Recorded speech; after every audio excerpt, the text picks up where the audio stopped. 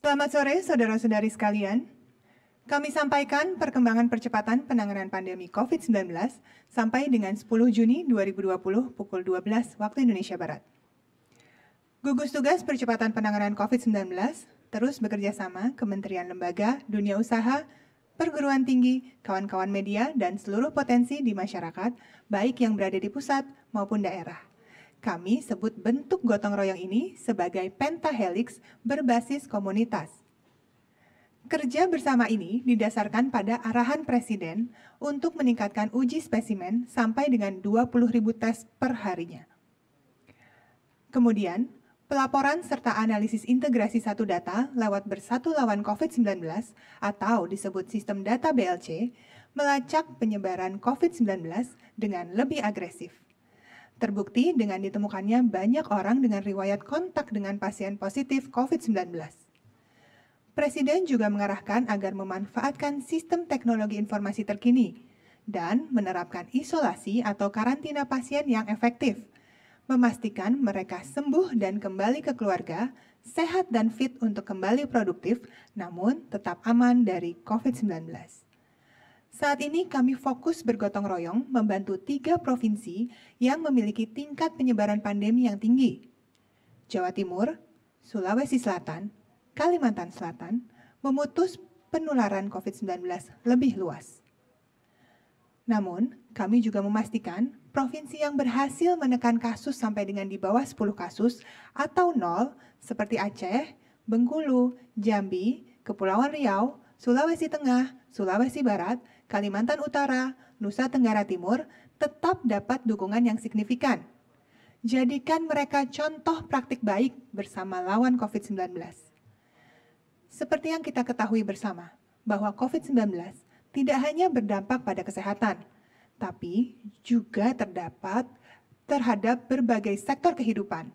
Agar kita semua tetap aman dan produktif, kami mengajak semua pihak untuk beradaptasi dengan kebiasaan baru. Tentu kita semua ingin untuk bisa kembali beribadah, beraktivitas, dan bekerja dengan produktif di era pandemi COVID-19. Oleh karena itu, kita harus disiplin hidup sehat, mempraktikkan protokol kesehatan secara ketat, dan jadikan suatu kebiasaan agar kita terhindar dari penularan. Protokol kesehatan harus diterapkan dan dipatuhi di semua sektor. Salah satu yang harus diperhatikan adalah menjaga jarak atau physical distancing. Saudara-saudari sekalian, sebuah penelitian yang diterbitkan oleh jurnal ilmiah Lancet menunjukkan physical distancing atau jaga jarak yang aman adalah sampai dengan 1 meter.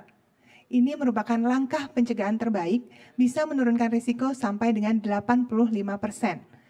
Paling efektif menurunkan transmission rate atau angka penularan, terutama ketika berada di ruang publik, seperti transportasi umum.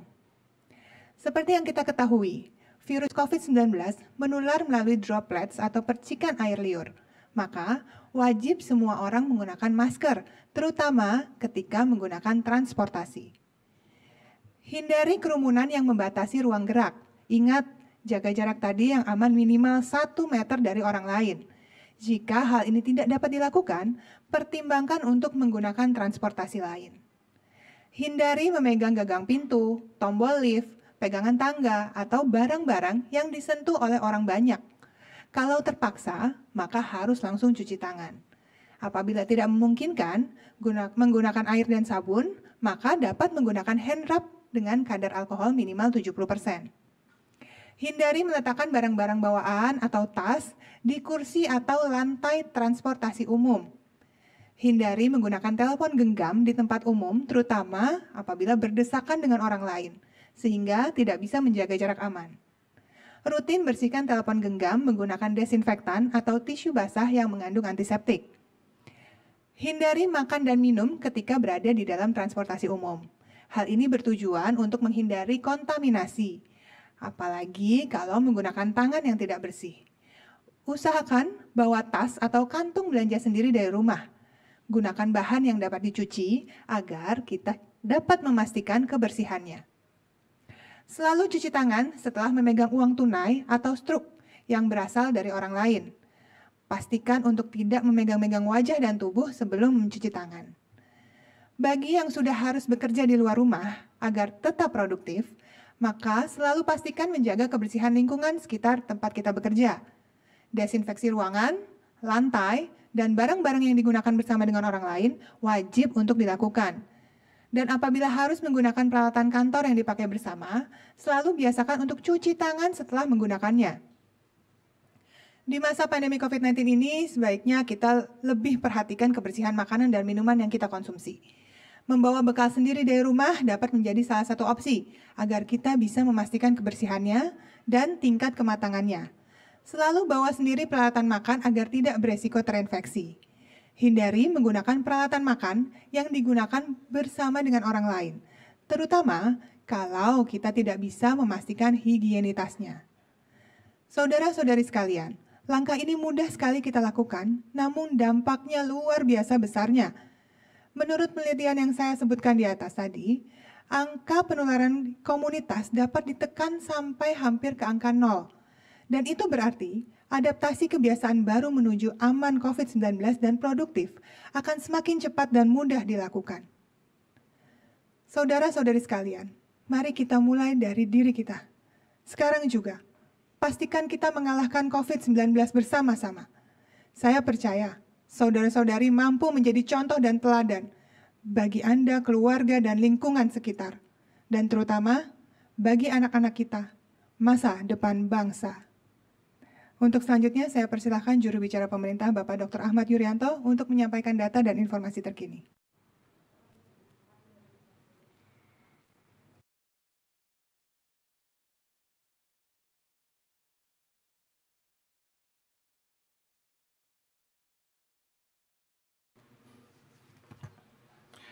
Terima kasih Dr. Reza.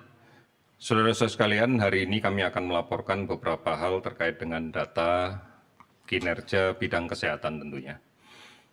Hari ini kita telah melakukan pemeriksaan spesimen sebanyak 17.757 spesimen. Sehingga akumulasi yang sudah kita periksa adalah 446.918 spesimen. Ini memberikan tambahan kasus positif yang kita konfirmasi sebanyak 1.241 orang, sehingga totalnya menjadi 34.316. Kalau kemudian kita rinci lebih lanjut tentang kasus positif ini, maka kita dapatkan penambahan di 5 provinsi. Yang pertama adalah Jawa Timur. Hari ini melaporkan 273 kasus konfirmasi positif dan 97 sembuh. Kemudian Sulawesi Selatan 189 dan melaporkan 53 sembuh.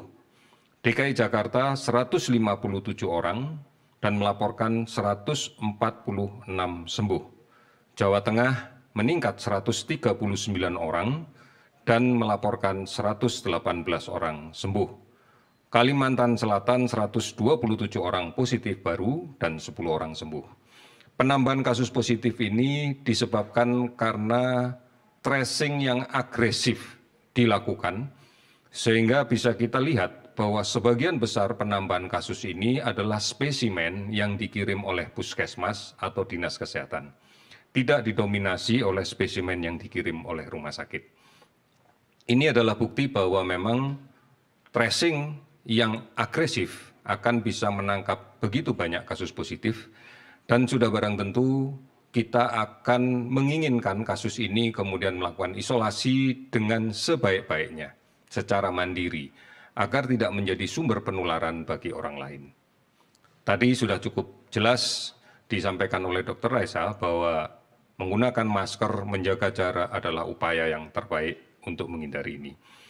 Kemudian 15 provinsi melaporkan kenaikan di bawah 10 dan ada 6 provinsi yang hari ini tidak melaporkan ada kenaikan sama sekali.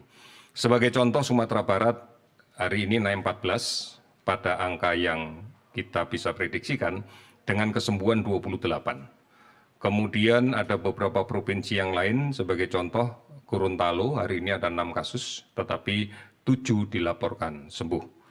Ini yang kemudian menjadi kabar gembira untuk kita bahwa daerah-daerah yang lainnya sudah mulai bisa kita kendalikan dengan baik. Sudah barang tentu inilah peran serta masyarakat keseluruhan. Kasus sembuh secara keseluruhan menjadi 700, hari ini kita dapatkan 715 orang sehingga totalnya adalah 12.129 orang. Meninggal 36 orang sehingga total menjadi 1.959. 424 kabupaten kota yang terdampak di 34 provinsi.